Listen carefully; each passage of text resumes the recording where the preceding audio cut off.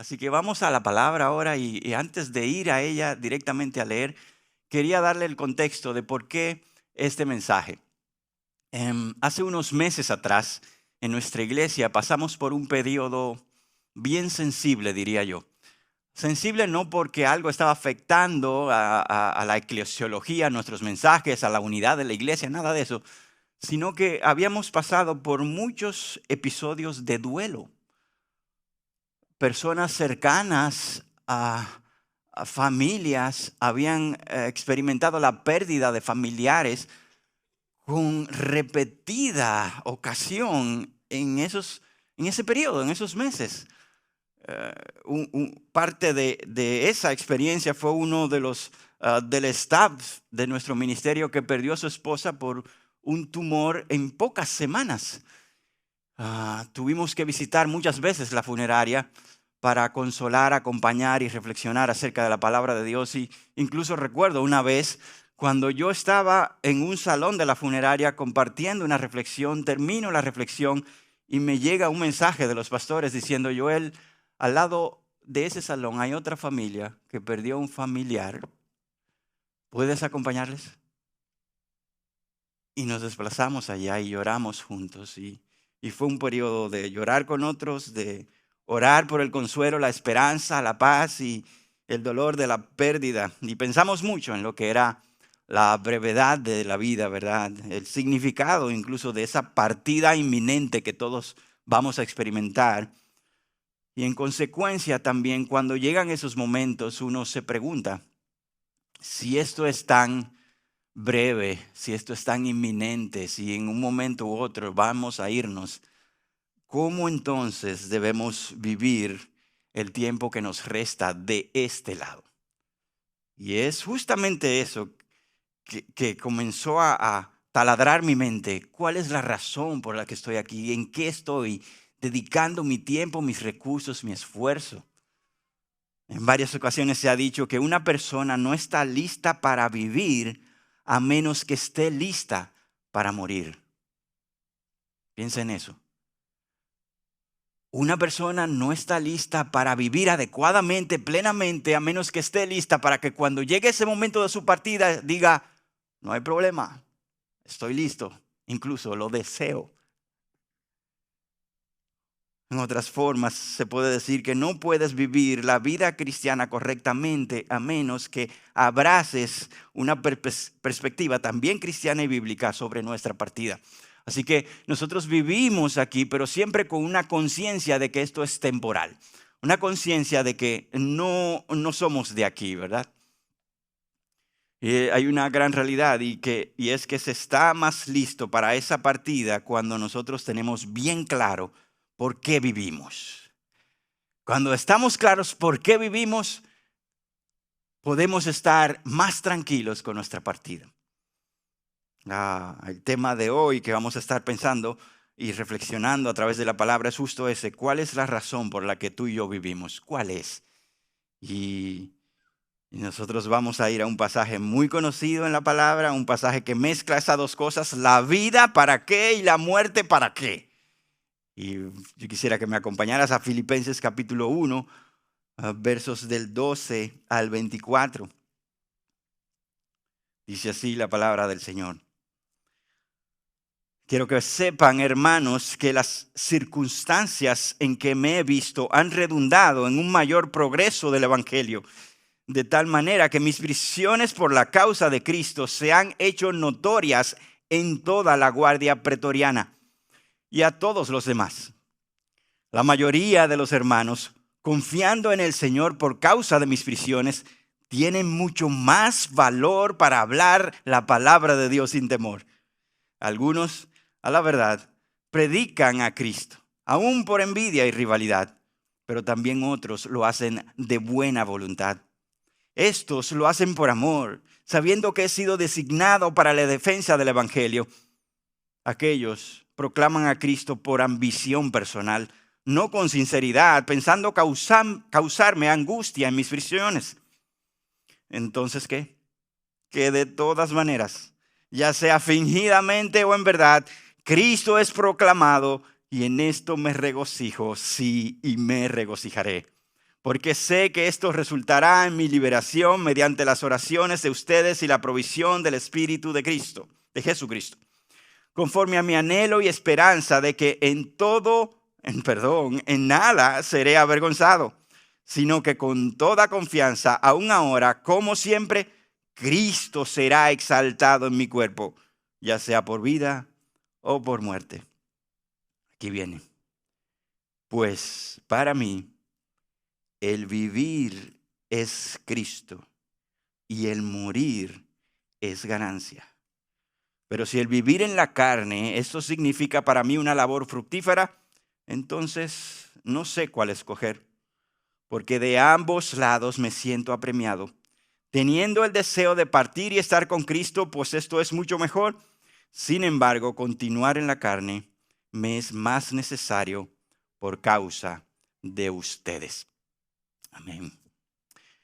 Grandioso pasaje, muy conocido, muy leído, y en una carta que nos inspira gozo porque es conocida de esa forma, la carta del gozo, ¿verdad?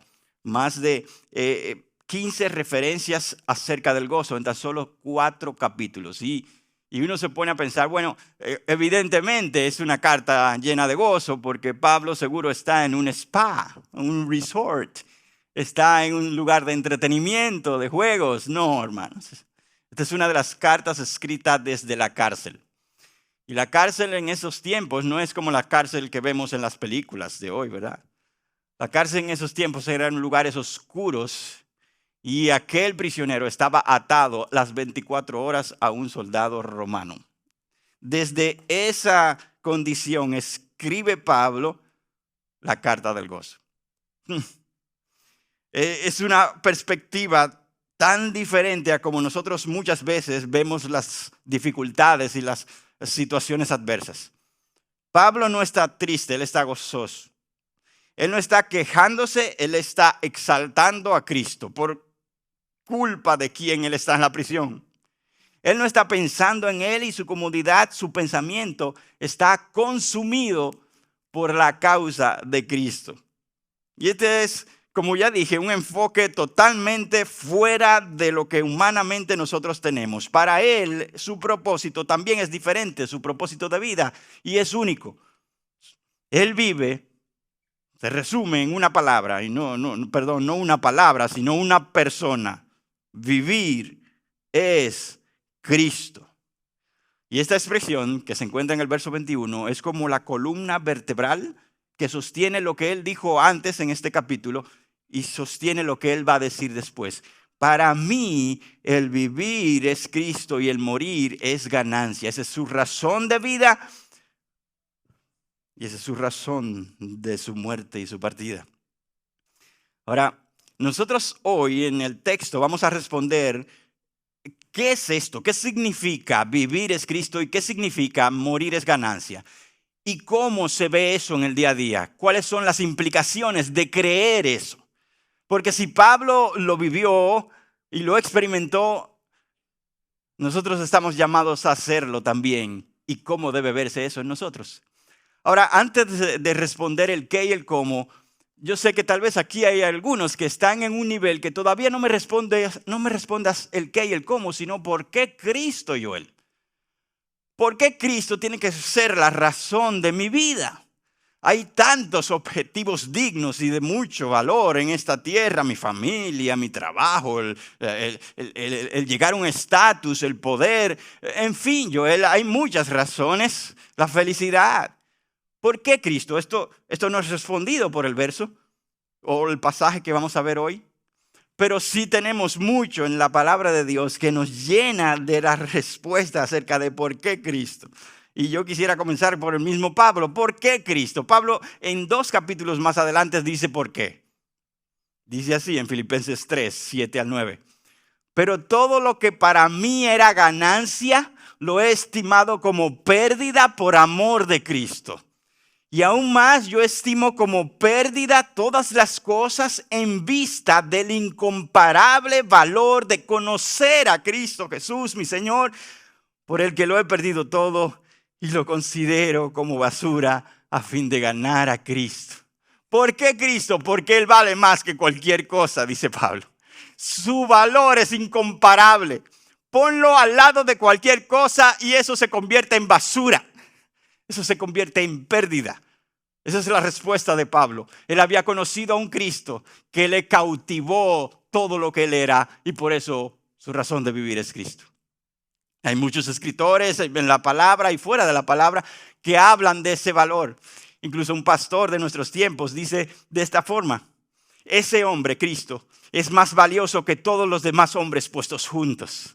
Tú tomas montañas, colinas, insectos, tú tomas todo, cada planeta, cada estrella, cada forma de belleza, todo lo que canta, todo lo que resplandece y lo pones en una balanza y pones a Cristo en el otro lado y Él pesará más que todos ellos. Pastor Paul Washer, ustedes lo han oído en algún momento.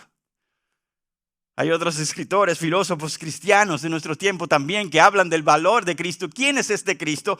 Él es el líder más grande que haya existido, escribió uno. El rey más humilde que he conocido. El hombre más influyente, verdaderamente salvador, deseado, prometido.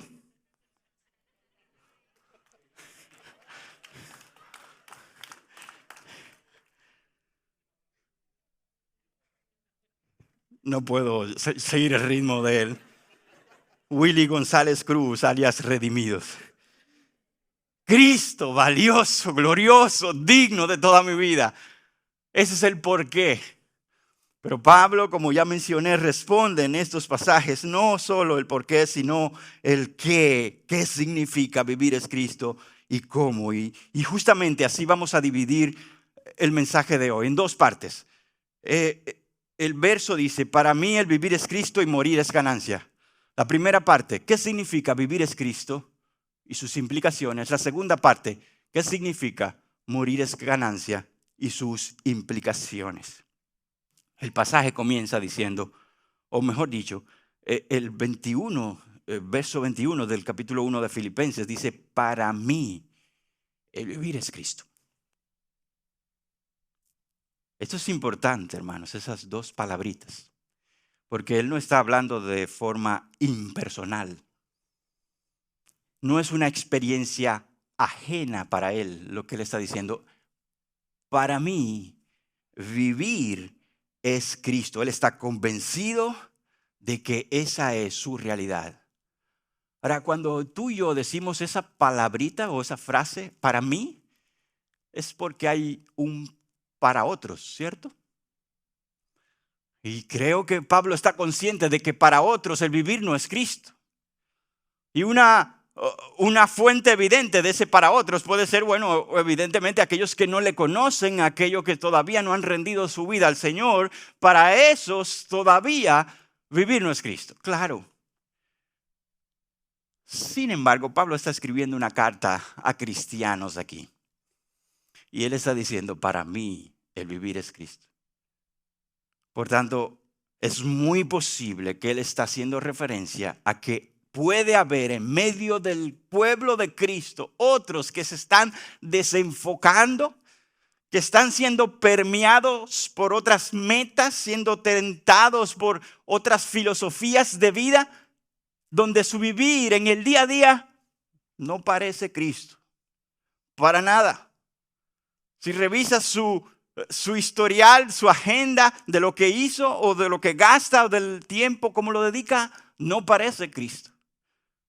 Y por eso entonces él dice, como una vez, tal vez Josué dijo en un momento, ¿verdad? Bueno, yo no sé para dónde van ustedes, pero yo y mi casa serviremos al Señor.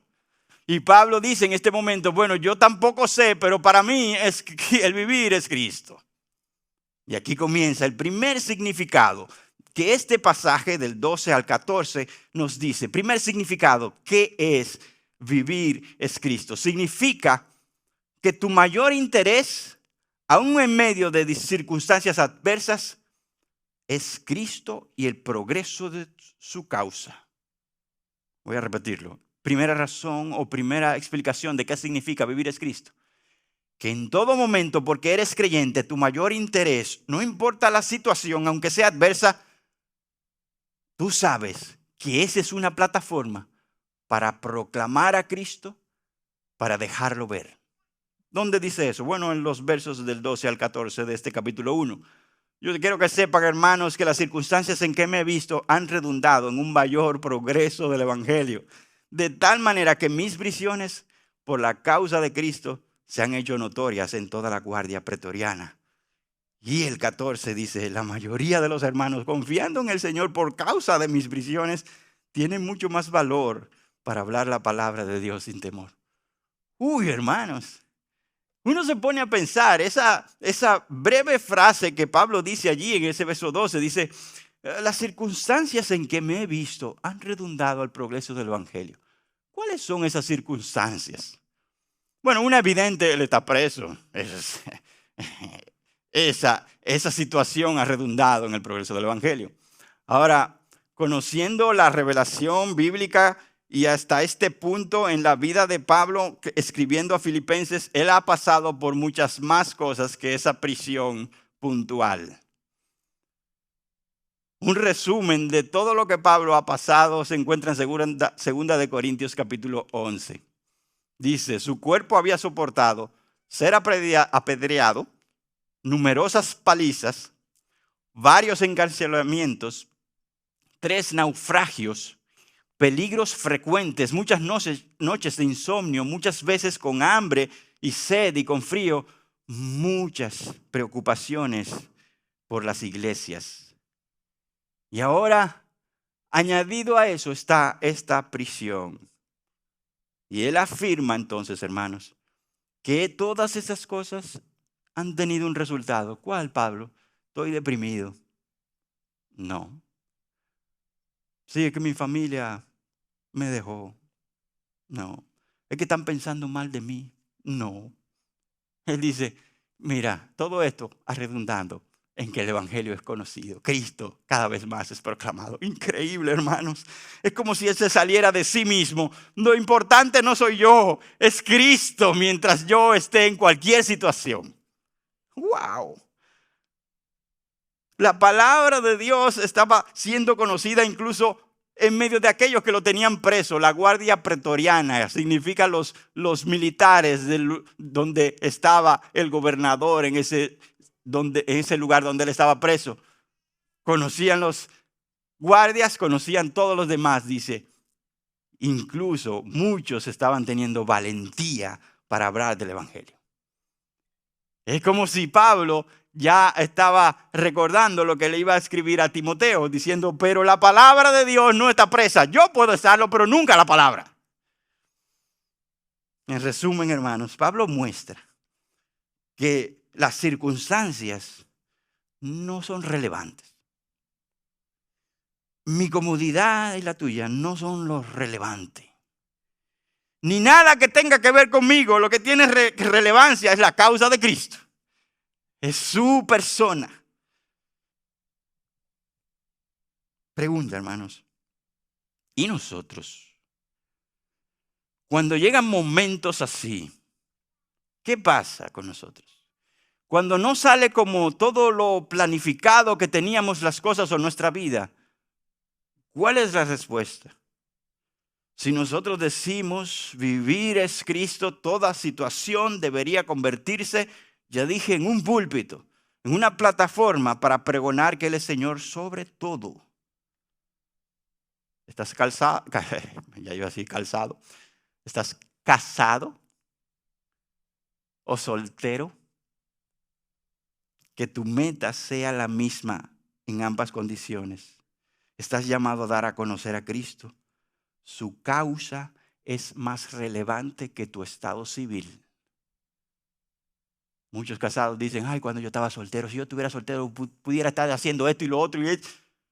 Hermano, tu plataforma actual debe ser usada para dar a conocer a Cristo. Ay, si yo estuviera casada. Ay, si yo tuviera un siervo. Ay, si yo tuviera una sierva. Tú sabes lo que yo hice. Hermano, su causa es más relevante que tu estado civil. Si tienes hijos o no lo tienes, que tu vivir sea Cristo y su causa también. Si los tienes, pues haz progresar la causa por medio de tu crianza. Si no los tienes, que el mundo conozca que tu plenitud se llama Jesús y no tener hijos. ¿Es posible mostrar eso? Sí, en la peor circunstancia. Oh, Joel, el estrés de trabajo, los retos, las dificultades de que me desorientan. ¿Cuál es a veces mi fin último? Bueno, tu fin último es Cristo y mostrarlo con tu labor, tus actitudes y testimonio allí en ese lugar de trabajo y con lo que haces. No lo olvides. Lo más difícil que sea, el jefe más necio te está dando una oportunidad para ver cómo un cristiano ama a Cristo y se comporta como él allí. Oh, pero yo ni siquiera trabajo tengo, Joel, ¿cómo tú me pones ejemplo? Bueno, que la fuente de tu gozo, paz y provisión sea Cristo y no un trabajo. Que puedas decir como Habacuc, con todo, con mucho, con nada, yo me alegraré en el Señor, me regocijaré en el Dios de mi salvación. Amados, de la manera en que manejamos nuestros momentos difíciles y adversos, Cristo será magnificado o no ante un mundo escéptico y sin fe. Así que aprovecha esas circunstancias. Hablamos de el primer significado de vivir es Cristo. Significa que mi mayor interés en medio de circunstancias adversas es Cristo y el progreso de su causa. Segundo significado que Pablo da aquí. Vivir es Cristo significa que tu mayor gozo es que Cristo sea proclamado aún en medio de relaciones difíciles con otros. Versos 15 al 18. Ahorita eran circunstancias generales difíciles. Ahora como que es más específico. Relaciones con otros que son difíciles. Los versos dicen, algunos predican a Cristo por envidia y rivalidad, pero otros lo hacen de buena voluntad. Pablo está hablando de dos grupos allí. Unos predicando a Cristo, otros también. Uno con buena voluntad y por amor y saben que Pablo está preso por Cristo.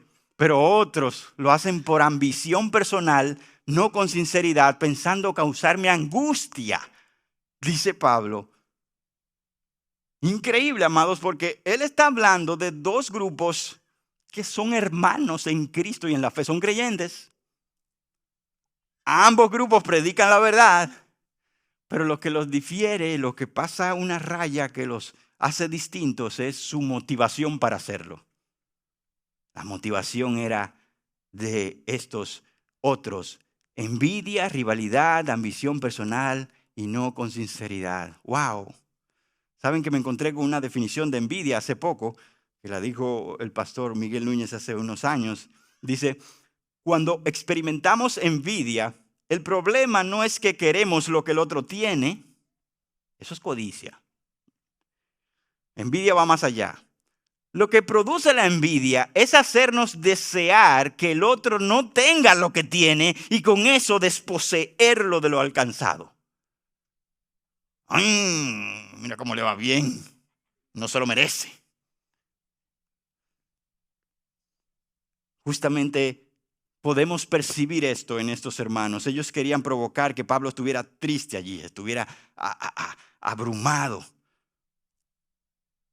Pero Pablo recuerda también en este mismo libro de Filipenses o carta, no hagan nada, hermanos, por egoísmo o por vanagloria, sino que con actitud humilde cada uno de ustedes considera al otro más importante que a sí mismo.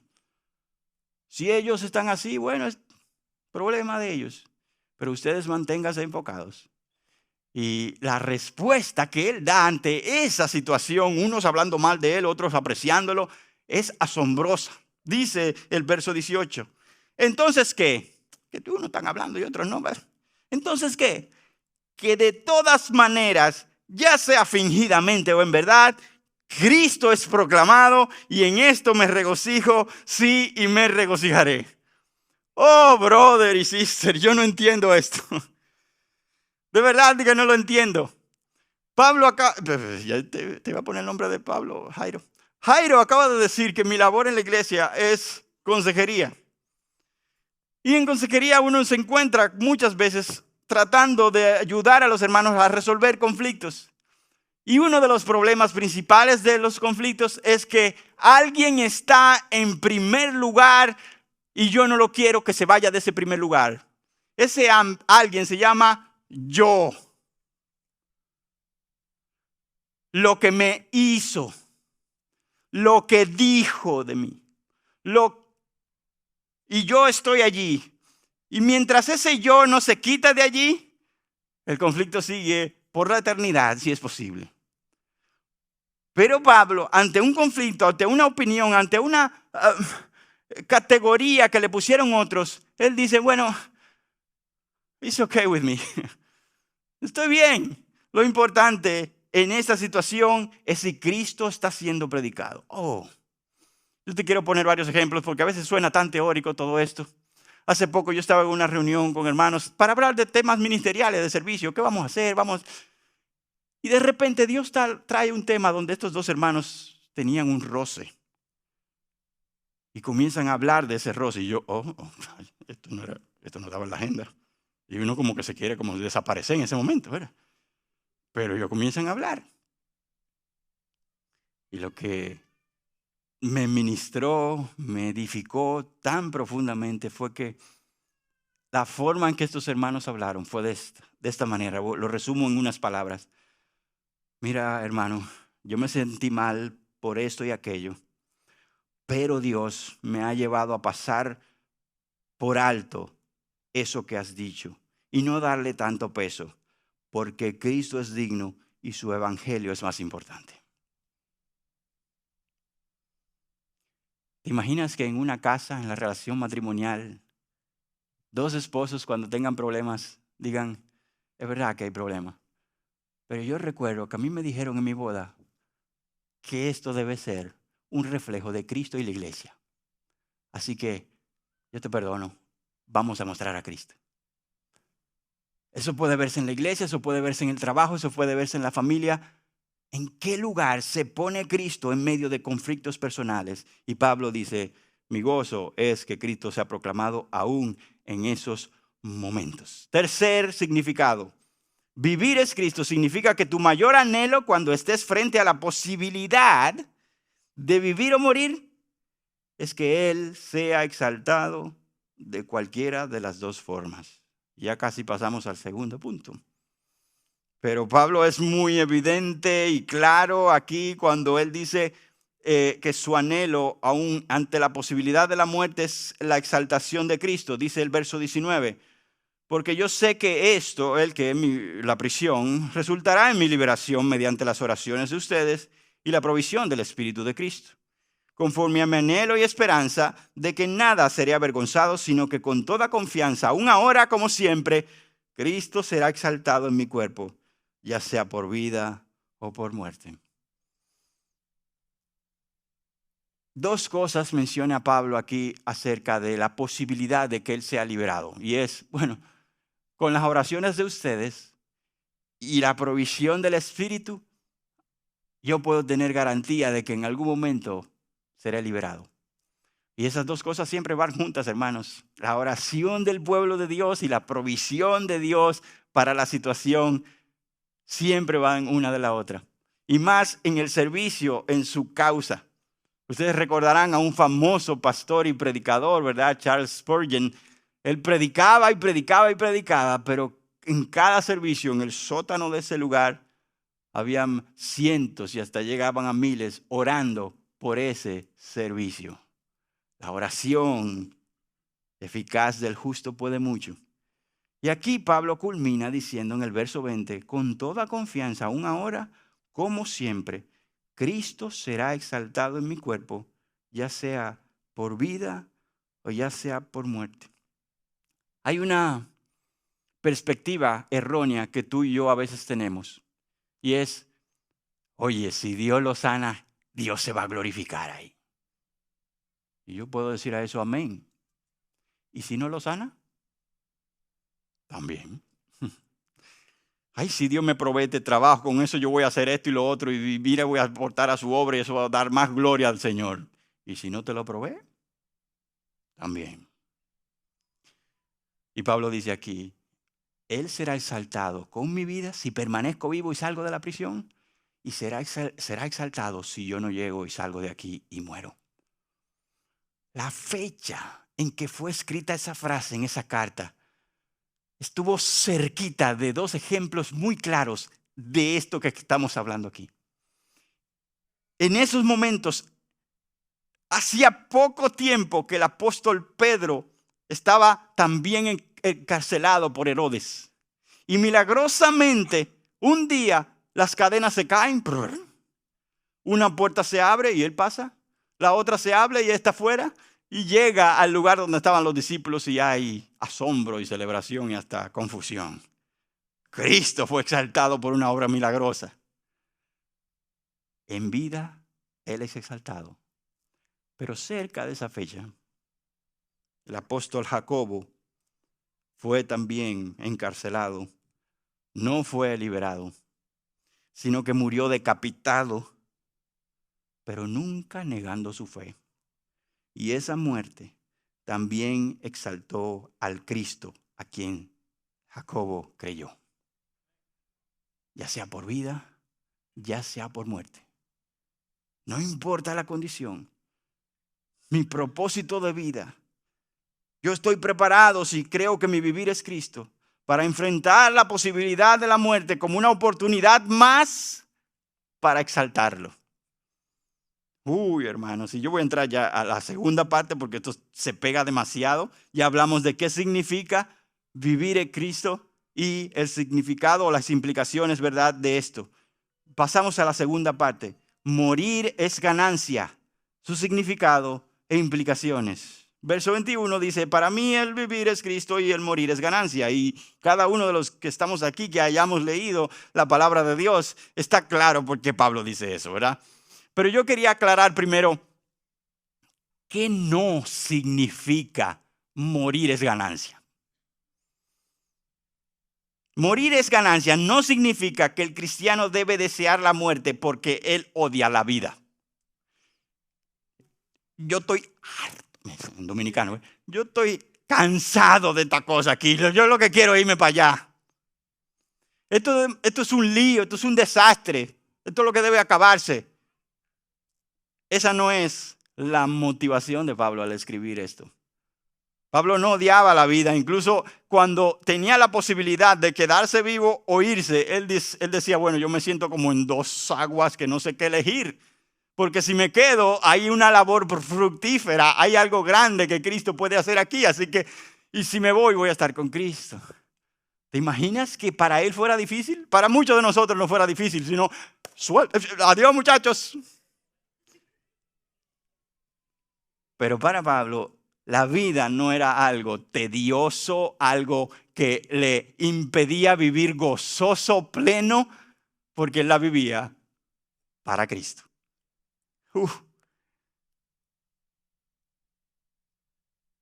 Esta vida tiene sentido, hermanos, cuando la vives para Cristo.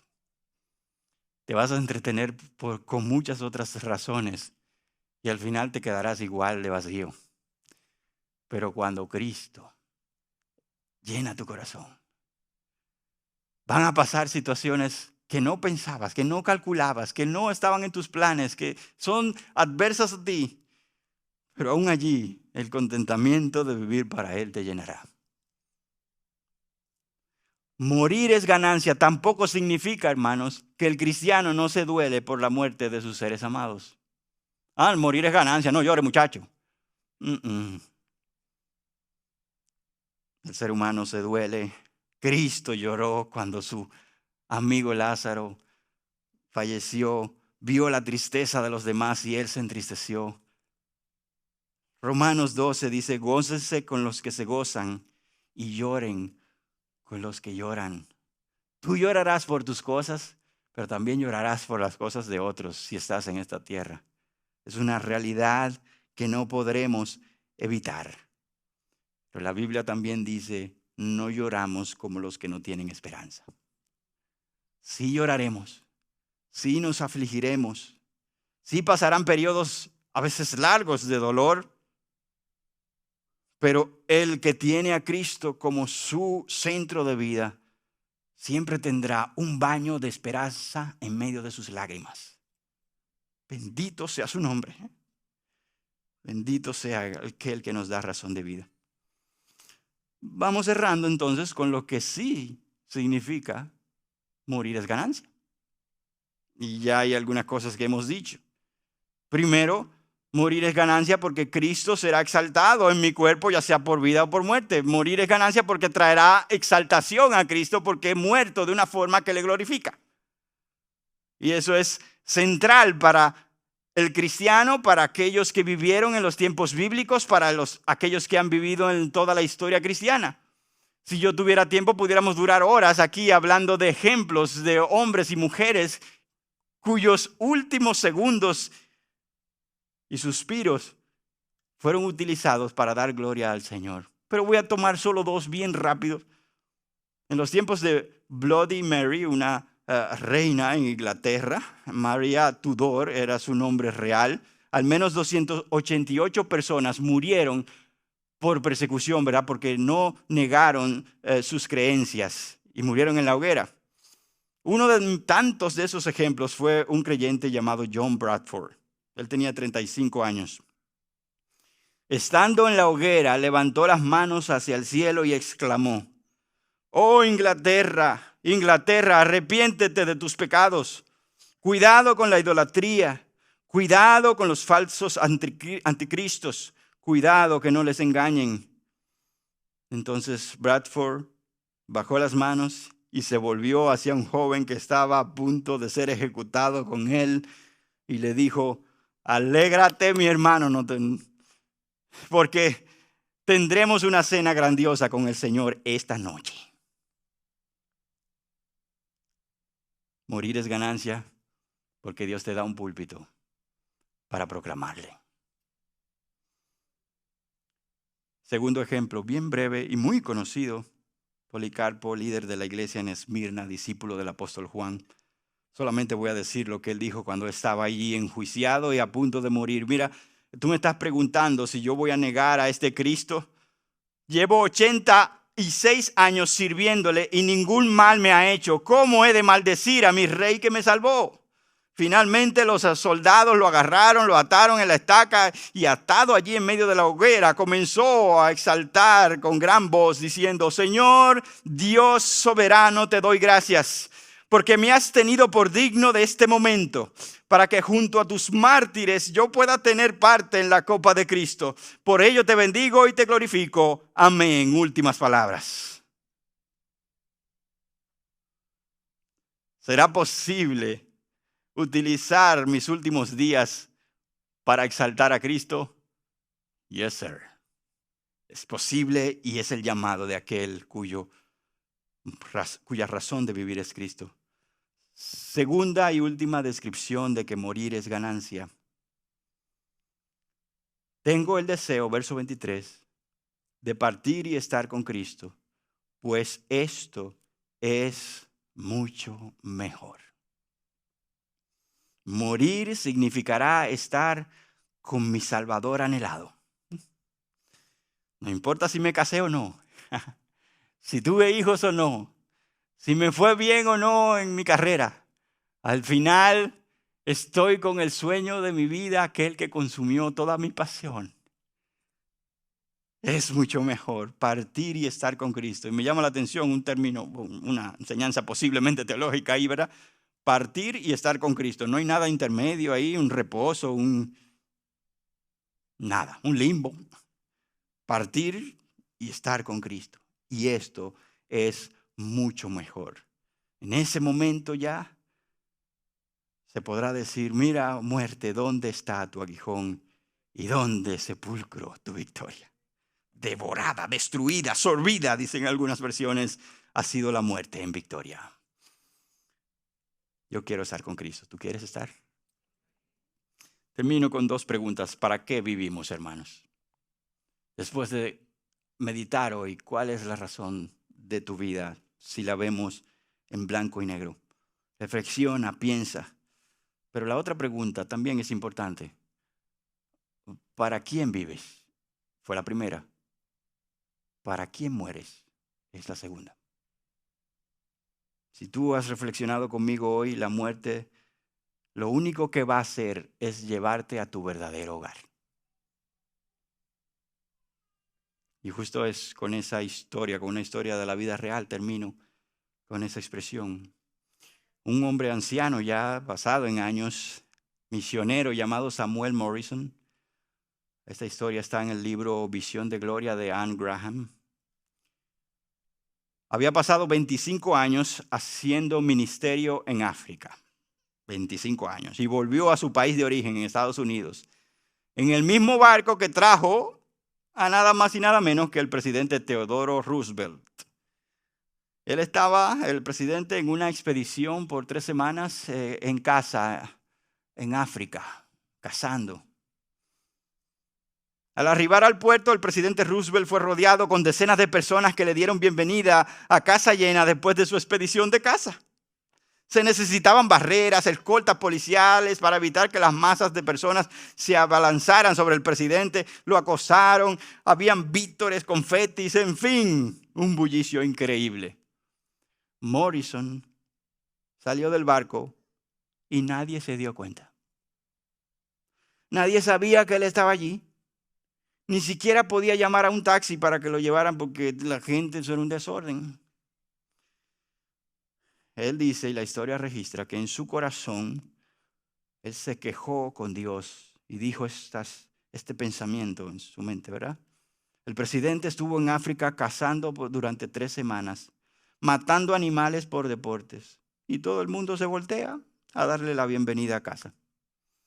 Yo he dado 25 años de mi vida en África sirviéndote a ti, Señor. Y nadie me ha saludado, ni siquiera sabe que estoy aquí. Pero en su corazón él se quedó reflexionando, hasta sentir dentro de sí como una dulce voz y amorosa del Padre Celestial susurrándole: hijo mío, aún no has llegado a casa.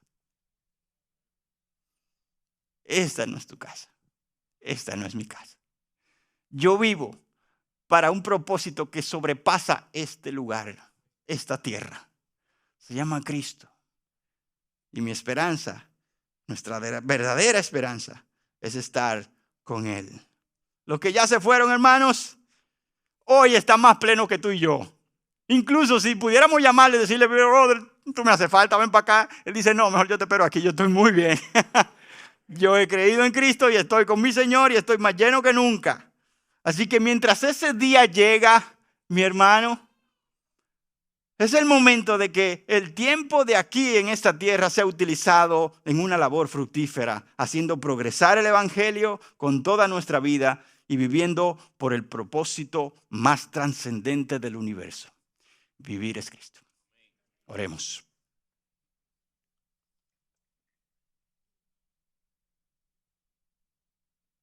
Padre, ¿cómo comenzar a orar después de conocer a alguien tan apasionado por tu causa, por tu evangelio, por tu persona? Toda su vida estaba centrada en ti y en darte a conocer. Señor, yo creo que la mejor forma de comenzar a orar por esto es: perdónanos. Perdónanos. Nos arrepentimos por tantas veces vivir desenfocados, con otros propósitos, preocupados o deseosos por otras cosas vanas y vacías que realmente no llenan ni van a ningún lado. Permítenos, Señor, sí, vivir en esta tierra, sí, trabajar, estudiar, tener familia, estar en la iglesia, sí, todo eso, pero cuyo motivo para hacer todas esas cosas, Señor, seas tú, sea tu causa, sea tu exaltación y gobierno sobre todo, Señor. Pedimos esto en el nombre de ese Salvador Jesús. Amén.